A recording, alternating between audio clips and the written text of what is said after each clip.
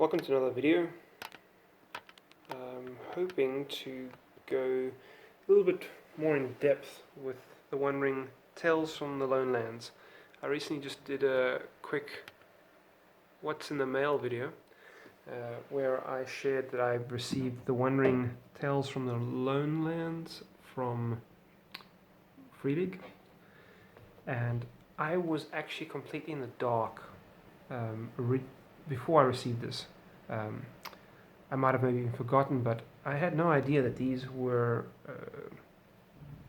campaigns, adventures. So I'm so excited about this that I've actually I'm redirecting my campaign. I've got a solo Strider campaign that I'm doing, and I'm going to redirect that closer to the Lone Lands. So my campaign is currently taking place in Isengard, and the Lone Lands is up here. So I'm going to transition to the Lone Lands so that I can actually enjoy this material, because I'm so excited for it.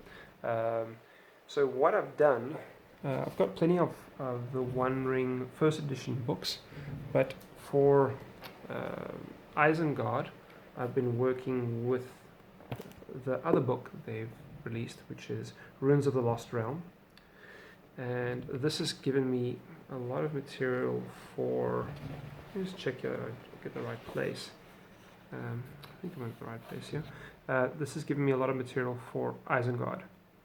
So they've even, not there, it's before this. I might need to check the index quickly. So, am I wrong? Was it not this book? I'm pretty sure it was. There we go, page 40.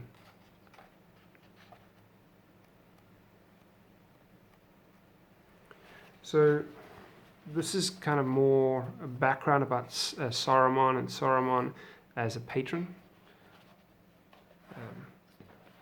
So that's where my current campaign's taking place. And a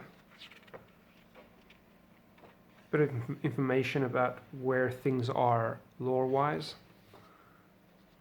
and just a couple of NPCs and a couple of hooks.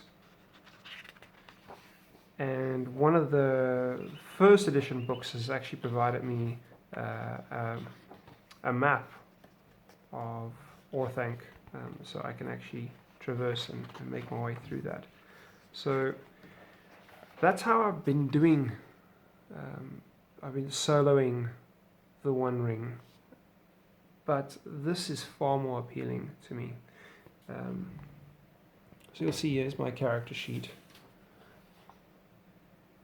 and I've got my map.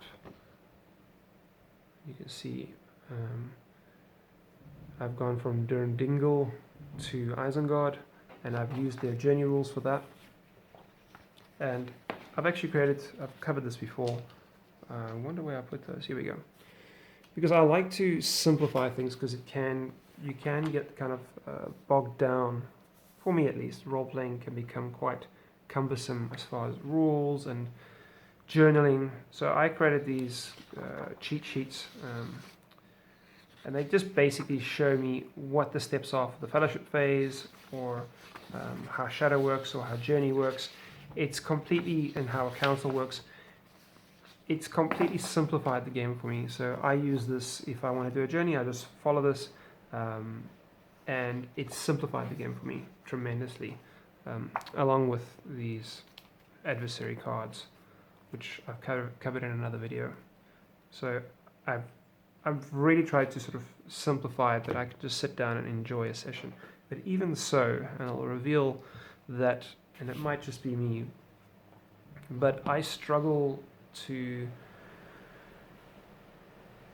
access the story as fluid as I want when I play. So I'm constantly looking for ways to reduce the overhead so I can just enjoy the narrative and enjoy the game itself. That's me personally. So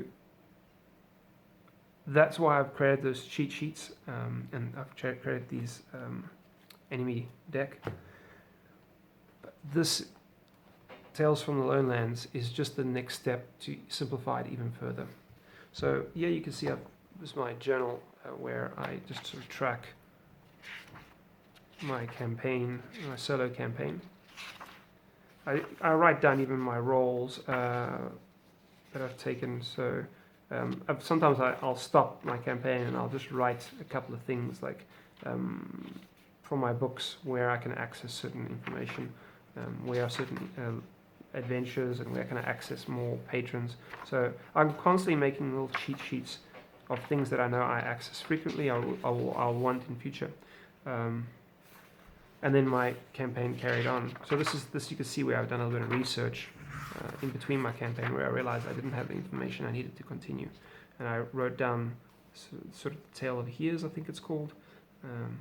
But my adventure started before that, and then I just ran into sort of a roadblock of I need more information about Isengard, and I didn't rewrite the supplement because that's also my OCD. I can be quite tempted to want to rewrite all that information, but it's just helpful just to read it and then play your game. But like I said, there's a bit of overhead there, but if you enjoy the setting, it's nourishment. Like if I'm reading Runes of the Lost Realm and I'm learning about Isengard and about Saruman, it's just like reading any other book. I'm learning more about the setting that I'm in love with. So that's not a problem. But it is a little bit of a roadblock because I have to first equip myself before I go on the adventure. And then when you go on the adventure, you kind of need to manage the admin and do all the journey rolls. And so I keep coming back to it, there's usually a bit of admin. So I'm trying to, you can see I write down my roles. So at any stage I can go back and just see what I've done. But I try to reduce the amount of journaling I do. I literally just take a little bit of notes. The funnest thing I would say from soloing the One Ring is being allowing myself to take in the environment. So if I'm standing in front of Orthanc, the Tower of Orthanc, I'm allowing, through my character's eyes, I allow myself to take in the setting, to in many ways mentally sort of visually take it in, hear the sounds, smell the smells. If you're in a market or something, when tasting the beer, tasting the food, but really just allowing myself to be saturated in Middle Earth. And that for me is one of the big appeals of role playing, along with the stories that develop. But once again, when you come to stories and you're using the Strata mode, which has simplified things as well tremendously, the different tables in here, it's always important to come back to just taking it all in. For me, that's why I'm there. If I'm going through Fanghorn Forest, I want to picture the setting and feel what it feels like to be there, because this game is my portal into Middle Earth. But like I said, anything that helps me simplify things, I use. Like I said, these cheat sheets that I've got here, the Strider tables, the sort of like oracle tables, these cards. I've put together my own sort of seasonal calendar. So I roll on this to see what the weather is like based on what season I'm in. In my journal, I write down the actual day that it is and which month. So it helps me picture if I'm in, let's just say, where was I?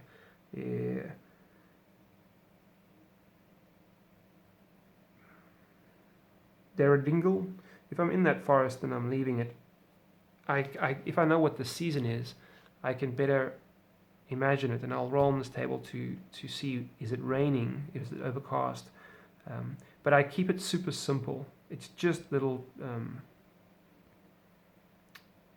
hooks, little cues to go, okay, this is the environment, and it helps the imagination go. But it's super important not to get bogged down. I try to let the rules inform the setting and inform the narrative, but not get in the way. Same thing with kind of reading up about the lore of Isengard, but not. I've been a victim of this, but I would sit down and make all these notes from the supplement books, because it's almost like I'm afraid I'm going to forget it. But yeah, I'm slowly but surely learning to kind of chuck off the excess baggage and make it as light as possible. And this book, Tales from the Lone Lands, is another tool that's making it just so much more accessible. So I'm super grateful for this. One thing I can immediately share, so Tales of the Lone Lands takes place up here in Eriador. And I won't go into any spoilers, but so they'll cover what this book is about. And I made some notes. Let me just see, where are my notes? But essentially, yeah, I made some notes about where it's taking place on the map. And there's a special thing that they do here. Here. So here they cover where it's taking place. But here's a special thing where they cover a heroic lineage. And this is something that also is fun, where you get to kind of assign an ancestry to your character, and you learn more about how your character is linked to some hero of the past. And it doesn't have to be a hero from any of the books. It can be a hero you come up with yourself. And then the campaign begins. So I just wanted to share that. It's a little bit of a insight into how I'm role-playing a solo, but also why I'm excited about this book, so much so that I'm actually redirecting my whole solo campaign to enjoy this, because there's pre-written content that I get to use the Strider mode table, but I also get to enjoy, very much like those old adventure books. You just get to enjoy the story, add in some of your own information, and just take in all the sights and keep it as lightweight as possible. So I'll be doing more videos about this. I think the next video I'll cover is probably some more of the art, but yeah, thanks for joining with me, and I hope you enjoyed this quick peek.